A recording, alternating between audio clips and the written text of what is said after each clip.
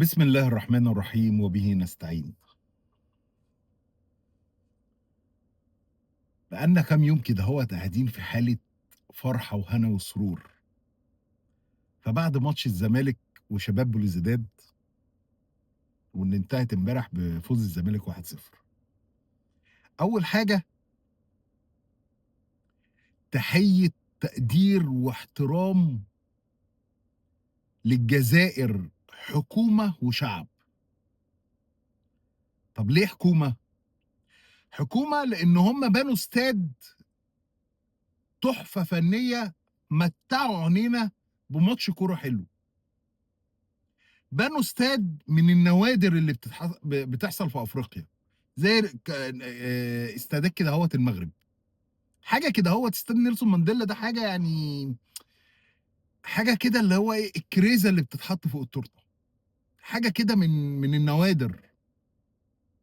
استاد بنكهه اوروبيه، والجماهير حاجه لا توصف بصراحه.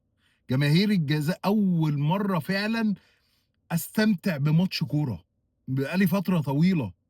استمتعت بماتش الكوره، يعني اتفرجت عليه، عيني مستريحه من ارضيه الملعب، ونفسيا انا مستريح.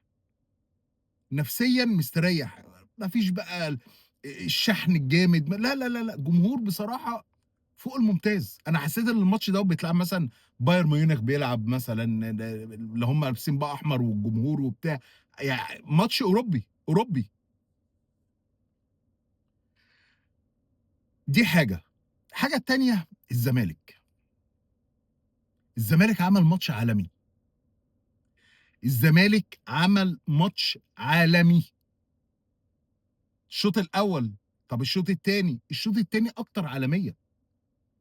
الزمالك ان الدفاع بتاعه يفضل مصحصح بالتحركات، بالترحيلات بتاعت المدافعين والباكات بالطريقه ديت.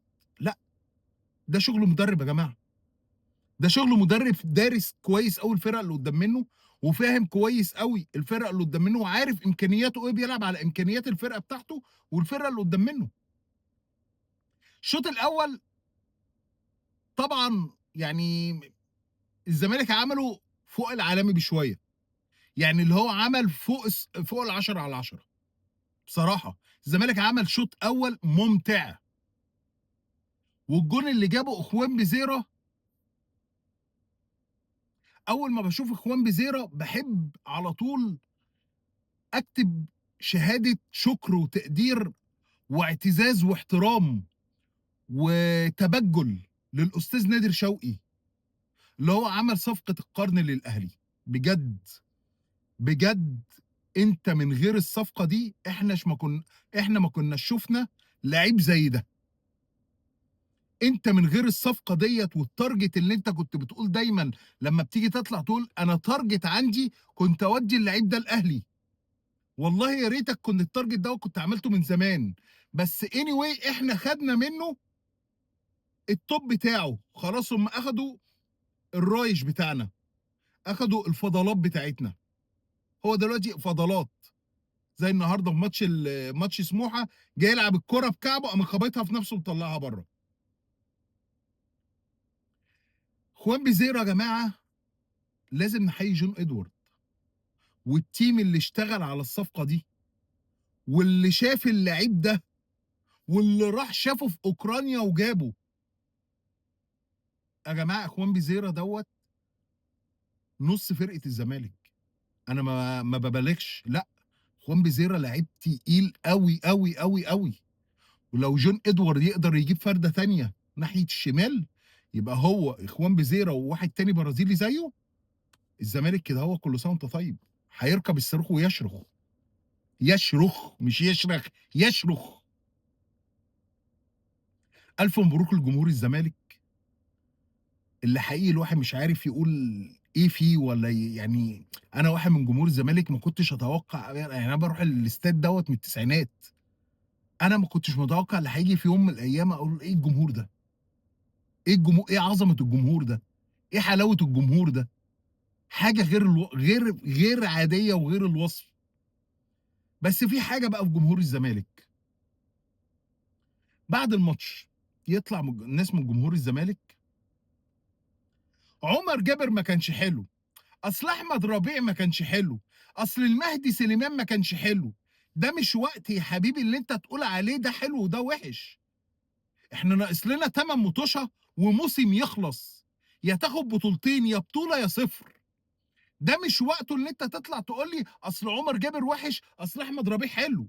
ده مش وقته خالص. عمر جابر رجولة، man of the match عمر جابر، مهدي سليمان man of the match، أحمد ربيع man of the match.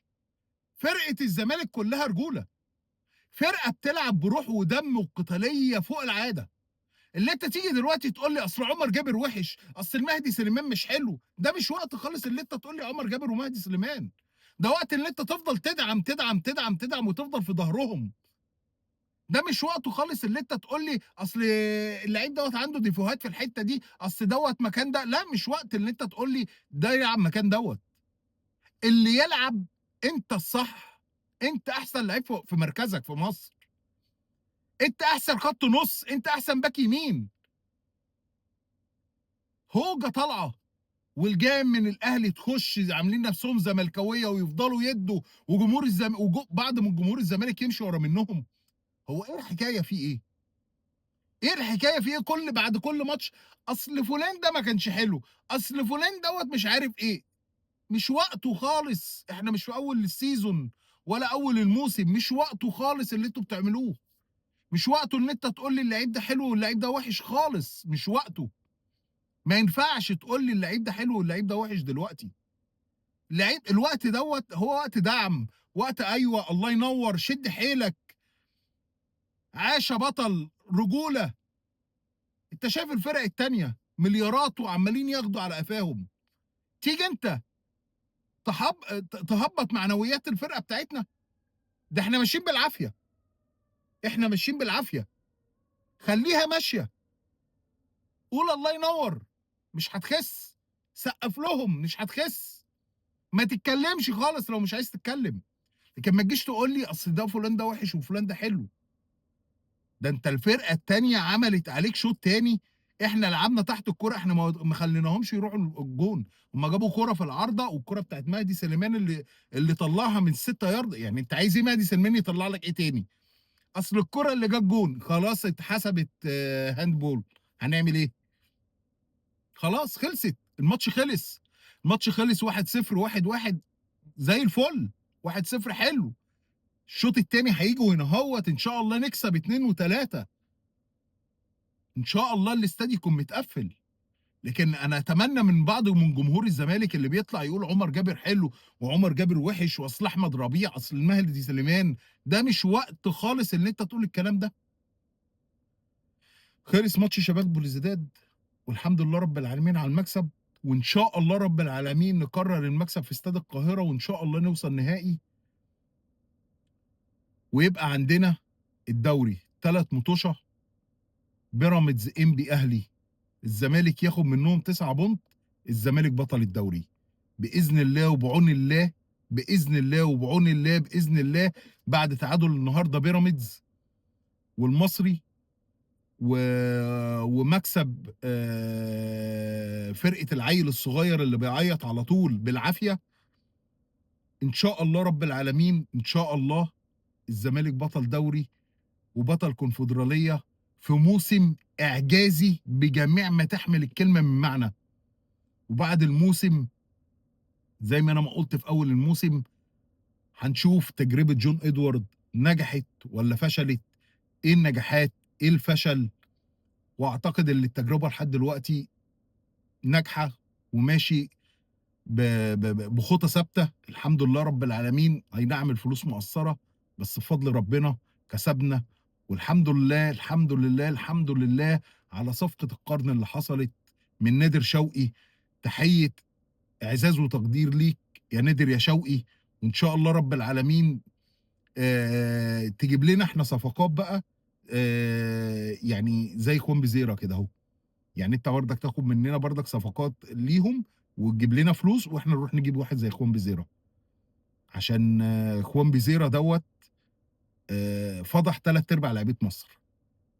لعيب ب3 جنيه ونُص فضح 3/4 لعيبة مصر. بسم الله ما شاء الله، ربنا يحفظه وربنا يحفظه من الإصابات، وإن شاء الله رب العالمين يرجع الماتش الجاي.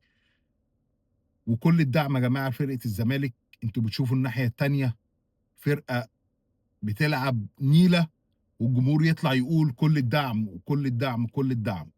آخر حاجة أحب أتكلم عليها، تعامل الإعلام مع الزمالك. امبارح الزمالك كسب شباب بلوزداد في الجزائر. فالحدث امبارح ايه؟ الحدث امبارح اللي الزمالك كسب خارج ارضه في بطولة كونفدرالية، نص نهائي هيوصل لنهائي. ده حدث.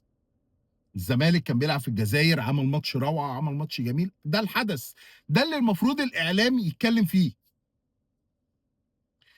امبارح من النوادر اللي انا اكمل حلقة كاملة لابراهيم فايق. ابراهيم فايق امبارح طلع المقدمة بتاعته في البرنامج بتاعه بتاع قهوة فايق. اول الجزء الاولاني بتاع حوالي 22 دقيقه 23 دقيقه حاجه زي كده هوت يعني. طلع اول ما اتكلم مجد في الزمالك، والزمالك عمل، والزمالك كسب، وان شاء الله يوصل كونفدراليه. وبعد كده هوت الاهلي والحكام وهيعمل ايه. تخيلوا اتكلم كام دقيقه على الزمالك واتكلم كام دقيقه على الاهلي. من ال 22 دقيقه المقدمه بالظبط اتكلم 7 دقائق بالظبط على الزمالك، واللي هو كسب في نص نهائي الكونفدراليه في الجزائر، وعملتوا ماتش حلو ويا سلام والقوس والسهم وخلاص كده اهو. واكتر من 15 دقيقه بيتكلم على سيد عبد الحفيظ والاهلي واللي هيعمله مع الحكم، والحكم ده يا جماعه ما ينفعش يعمل كده، والحكم ما ينفعش يزق تريزيجيه، والحكم ما ينفعش يزق الشناوي، اصل الحكم سب الشناوي، اصل الحكم عمل. و15 دقيقه المفروض يعني بعد الحلقه دي النائب العام يطلع امر ضبط واحضار لمحمد وفا ده، لمحمود وفا، باللي ابراهيم فايق عمله فيه. ابراهيم فايق امبارح 15 دقيقه الاهلي. ويا جماعه ما ينفعش يحصل كده مع الاهلي، ويا جماعه ده الاهلي ودي لعيبه منتخب ايه الاهلي، ايه الاهلي الاهلي الاهلي الاهلي في ايه يا جماعه؟ ضربه جزاء ما اتحسبتش في سيزون كامل. ايه البروباجندا دي؟ ايه البروباجندا دي كلها؟ النهارده سموحه ليها ضربه جزاء. يا ريت ابراهيم فايق يخصص 15 دقيقه لسموحه. ولا ديت صم بكم عمي فهم لا يفقهون. ما انا مش فاهم يا جماعه بالظبط انتوا المعيار بتاعكم في الاعلام الرياضي ايه. نيجي للمقدم الثاني اللي انا ما بطيقهوش، بس هو جه قدام مني كده صدفه، مش بطيقه بجد. الاقرع الثاني اللي في الام بي سي، مش عايز حتى اقول اسمه، اللي هو بيقدم برنامج اللعيب. اول ما طلع اهلا وسهلا بيكم، الف مبروك للزمالك، الف مبروك في الكونفدراليه، بالظبط كده اهو، وان شاء الله يوصل النهائي. مبروك على على الماتش. ايه اللي هيحصل بقى من الاهلي والكواليس؟ ايه يا جماعه في ايه؟ هو انتوا ما عندكوش خبر اللي ده الزمالك بيلعب في نصف نهائي بطوله الكونفدراليه؟ ما فيش يعني ما عندكمش مثلا رؤيه؟ ما عندكمش رؤيه اللي هو ده الحدث اللي بيحصل؟ ما عندكمش رؤيه اللي دوت اللي المفروض تتكلموا عليه؟ مش ماتش خلاص بقاله 3 ايام والعقوبات طلعت وكل حاجه طلعت، وسيد عبد الحفيظ هيعمل ايه وسيد عبد الحفيظ هيسوي ايه؟ ده انا ما شفتش في حياتي كده. انا ما شفتش والاهلاويه طالعين بيقولوا المؤامره الاعلاميه على الاهلي والاهلي مخترق. اهلي مخترق ايه يا راجل؟ اهلي ايه اللي مخترق؟ ده انتوا اللي خارقين نفسكم. انا ما شفتش كده في حياتي. بطوله افريقيه فريق مصري بيلعب فيها وكسب خارج ارضه، الاعلام اتكلم عليها لمده 10 دقايق، والاعلام الرياضي كله بيتكلم على حاجه واحده بس: ازاي نوقف محمود وفا عن التحكيم وعن الحياه علشان ما حسبش بلانتي. اصل هو ضرب الشناوي، قفاه ضرب ايد الشناوي. ما ينفعش كده. الشناوي ازاي اتوقف كابتن منتخب مصر؟ الشناوي المره الوحيده اللي مد ايده الموسم ده مد ايده على قفا الحكم، ما مدش ايده جاب كوره. الشناوي بيخاف يجيب كوره، بيخاف يترمي على الكوره. فالمره الوحيده اللي الشناوي مد ايده فيها مد ايده على حكم. فهم زعلانين ازاي الشناوي يقف. افسد اعلام رياضي شفته في حياتي الاعلام الرياضي في مصر، الا ما رحم ربي. بعض منهم بس اللي بيشتغل بمهنيه شويه، شويه في اون سبورت، شويه في قنوات تانية. انما قناه ام بي سي دي حاجه بصراحه مرار. مرار يا جماعه، سموها ام بي سي الاهلي، سموها ام بي سي الاهلي وريحوا نفسكم. بدل ما انتوا عاملين كده اهوت وعاملين نفسكم اللي انتوا محايدين وبتقولوا جمهور الزمالك زعلان مننا ليه، زعلان منكم ده المفروض نطق منكم، مش زعلانين. على العموم الف مبروك لجمهور الزمالك، وان شاء الله رب العالمين من انتصار لانتصار، وان شاء الله رب العالمين نطلع بموسم ولا في الاحلام، ولا في الاحلام. وباذن الله باذن الله باذن الله كونفدراليه ودوري، وان شاء الله نغيظهم بصفقات المليارات بتاعتهم وما ياخدوش اي بطوله. سلام.